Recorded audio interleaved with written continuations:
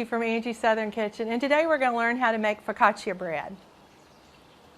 And this focaccia has been made in the bread machine, and the basic recipe is 3 cups of bread flour, 1 teaspoon of salt, 1/2 teaspoon of sugar, 2 tablespoons of warm water plus 1 cup, 1 tablespoon of olive oil, and 2.5 teaspoons of yeast.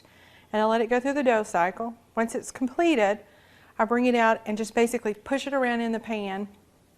And once it's had, I brush it with olive oil. Of course, you can see that on there, and that continues to help it to rise. Once it's risen, I poke these little holes in it, and then I brush it with olive oil again, and then I put my herbs on it. I have molten salt and pepper and a 5-spice pizza spice.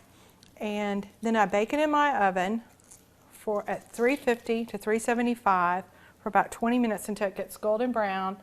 And you can serve this as accompaniment for your dinner, or you can also use it to make sandwiches with, because it's nice and thick to make sandwiches with. And here is your focaccia. Again, I'm Angie from Angie's Southern Kitchen, and you just learned how to make focaccia bread.